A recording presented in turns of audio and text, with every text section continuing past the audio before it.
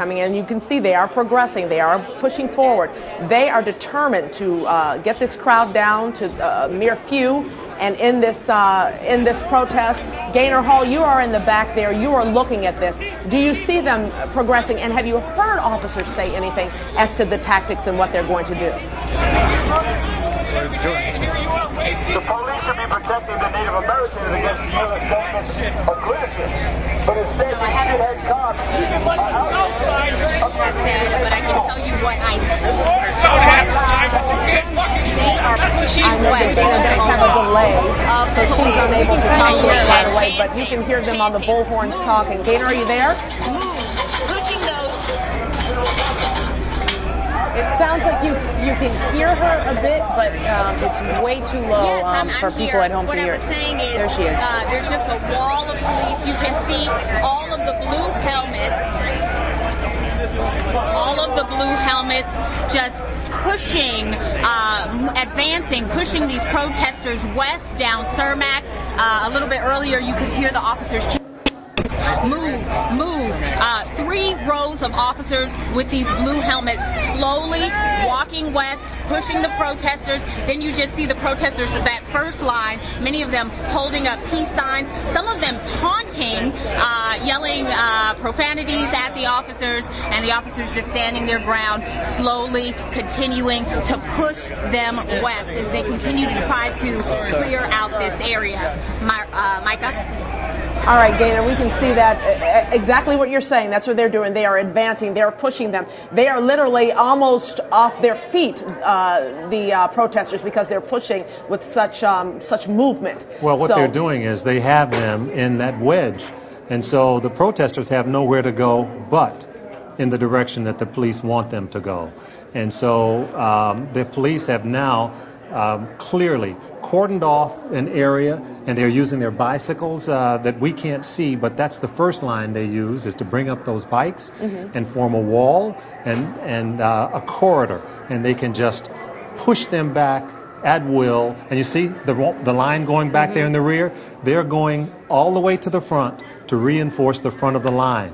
So as they push forward, the police in the rear move to the front of the line to take the position up so that they always have this moving wall. And you can see that they've made quite a bit of headway, because before we saw those protesters up against a wall of that building, and we no longer see that. So they've been able to push them back quite a bit. Yeah. State police are moving, and our Tom Negaman has just sent us some video. Tom, can you tell us what you sent us, and we'll look at it? I don't know. I'm sending you quite a bit.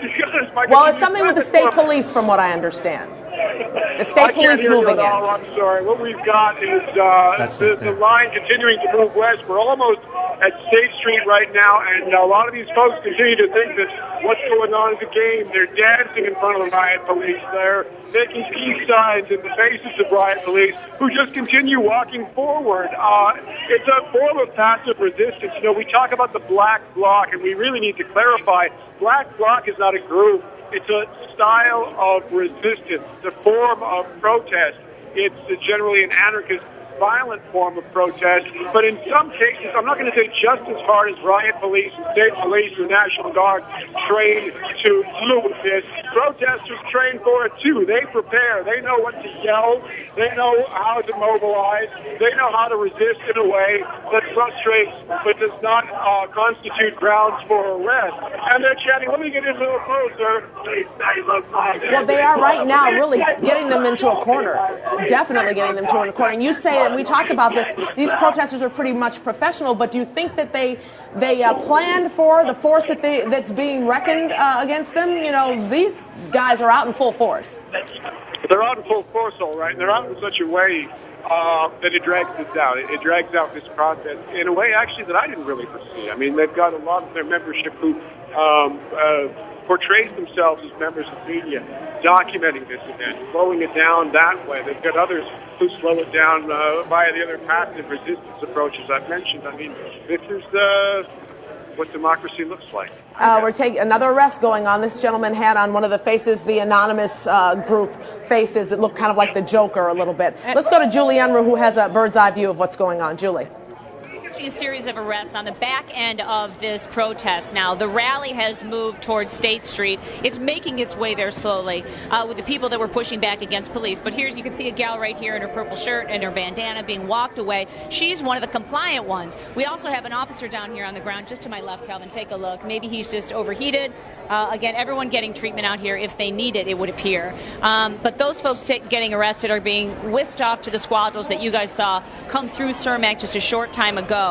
This protest is making its way towards State Street largely because that's what police have ordered and that's what they are acting out right now. It is their show right now, even though they're getting rocks thrown at them, bottles of God knows what, and people pushing back. It is in clear formation when we watched it from up above.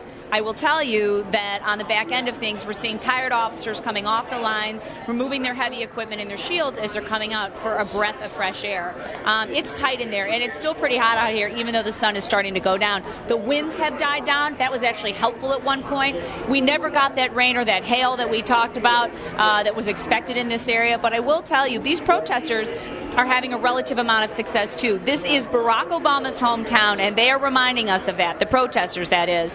They want him and all the people he is meeting with this weekend to hear them clearly. Again, the issues out here are many. The large one today, of course, was an anti-war one as the Iraqi war veterans returned their medals. So right now we're on the back end of this pushback by police, and they, again, are showing a relative amount of success from what we can tell by getting... They have, like we've lost Julie again. There she is. You can see, though, that they have pushed almost out of sight. That's how far they have gone. They've made some definite headway. It's relatively, it's almost over.